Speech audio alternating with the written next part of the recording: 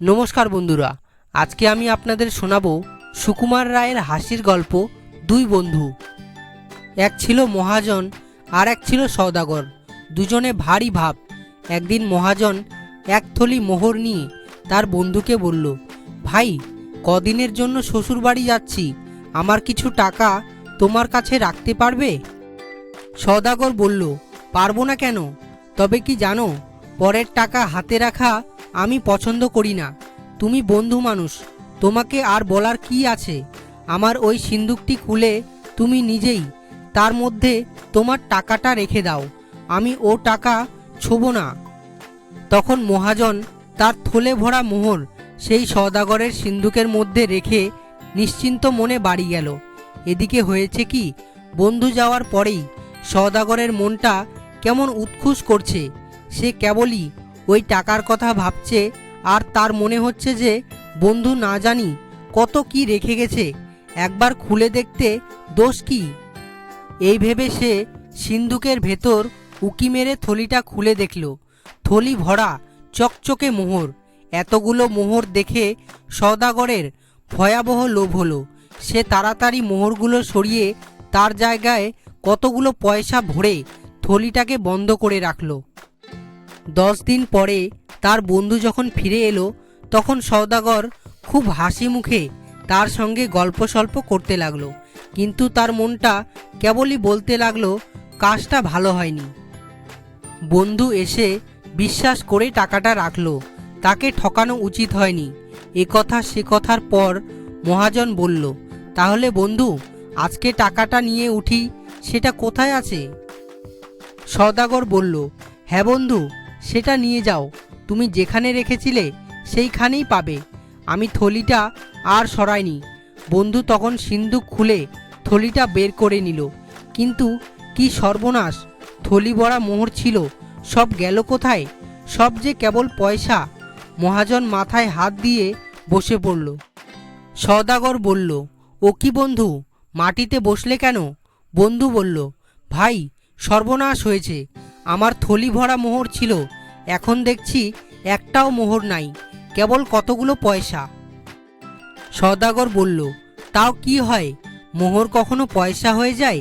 সওদাগর চেষ্টা করছে এরকম ভাব দেখাতে যেন সে কতই আশ্চর্য হয়েছে, কিন্তু তার বন্ধু দেখল তার মুখখানা একেবারে ফ্যাকাশে হয়ে গেছে।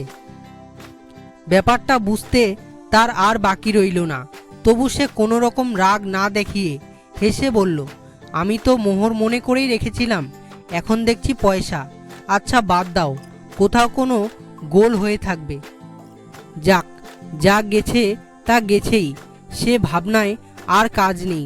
এই বলে সে সওদাগরের কাছে বিদায় নিয়ে পয়সার থলি বাড়িতে নিয়ে গেল।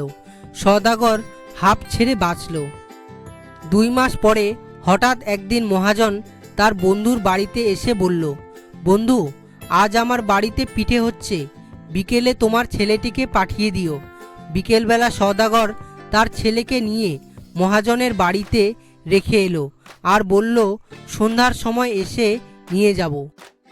মহাজন করল কি, ছেলেটার পোশাক বদলিয়ে তাকে কোথাও লুকিয়ে রাখল, আর একটা বাদরকে সেই ছেলের পোশাক পরিয়ে ঘরের মধ্যে বসিয়ে দিল।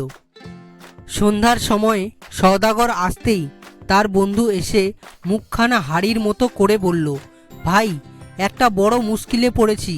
তোমার ছেলেটিকে তুমি যখন দিয়ে গেলে তখন দেখলাম দিব্যি কেমন নাদুস নুদুস ফুটফুটে চেহারা, কিন্তু এখন দেখছি কীরকম হয়ে গেছে, ঠিক যেন বাদরের মতো দেখাচ্ছে। কি করা যায় বলো তো বন্ধু? ব্যাপারটা দেখে সওদাগরের তো চক্ষু স্থির। সে বলল, কি পাগলের মতো বকছো?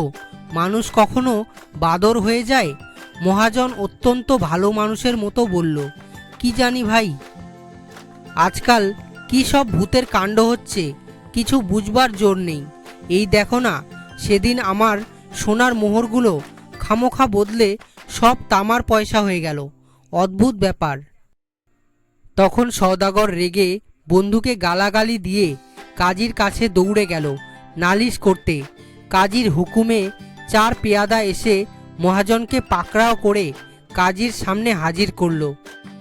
কাজী বললেন, তুমি এর ছেলেকে নিয়ে কি করেছো? শুনে চোখ দুটো গোল করে মস্ত বড় হা করে মহাজন বলল, আমি মুখ্য সূক্ষ্ম মানুষ, আমি কি এত সব বুঝতে পারি? হুজুর, ওর বাড়িতে মোহর রাখলাম, 10 দিনে সব পয়সা হয়ে গেল। আবার দেখুন, ওর ছেলেটা আমার বাড়িতে আসতে না আসতেই ল্যাজ গজিয়ে দস্তর মতো বাদর হয়ে উঠেছে। কি রকম যে হচ্ছে, আমার বোধহয় সব ভূতের কাণ্ড। এই বলে সে কাজীকে লম্বা সেলাম করতে লাগলো। কাজীও চালাক লোক, ব্যাপারটা বুঝতে তার বাকি রইল না। তিনি বললেন, আচ্ছা তোমরা ঘরে যাও, আমি দৈবঙ্গ ফকির ডাকিয়ে মন্ত্র পড়ে ভূত ঝাড়িয়ে সব সায়স্তা করছি। তোমার পয়সার থলি ওর কাছে দাও, আর তোমার বাদর ছেলেকে এর কাছেই রাখো। কাল সকালের মধ্যে সব যদি ঠিক না হয়, তবে বুঝবো এতে তোমাদের কারুর শয়তানি আছে।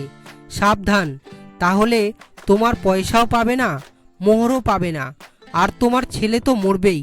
ছেলের বাপ মা খুড়ো জ্যাঠা সব শুদ্ধ মেরে সাবার করব। সওদাগর পয়সার থলি সঙ্গে নিয়ে ভাবতে ভাবতে ঘরে চলল। মহাজন বাদর নিয়ে হাসতে হাসতে বাড়ি ফিরল। ভোর না হতেই সওদাগর থলির সঙ্গে আবার মোহর ভরে মহাজনের বাড়ি গিয়ে বলছে, বন্ধু বন্ধু, কি আশ্চর্য দেখো, তোমার পয়সাগুলো আবার মোহর হয়েছে। মহাজন বলল, তাই নাকি? কি আশ্চর্য, এদিকে যে বাদরটাও আবার তোমার খোকা হয়ে গেছে। তারপর মোহরের থলি নিয়ে সওদাগরের ছেলেটাকে ফিরিয়ে দিয়ে মহাজন বলল, দেখ জোচ্চোর, ফের আমায় বন্ধু বন্ধু বলবি তো? মেরে তোর থোতামুখ ভোতা করে দেব। বন্ধুরা, ভিডিওটি যদি ভালো লাগে তাহলে একটি লাইক করে দিন এবং চ্যানেলে পাশে থাকার জন্য সাবস্ক্রাইব করে বেল আইকনটি বাজিয়ে দেবেন, এবং ভিডিওটি যদি ইন্টারেস্টিং মনে হয় তাহলে বন্ধুদের মাঝে শেয়ার করে দেবেন। ধন্যবাদ।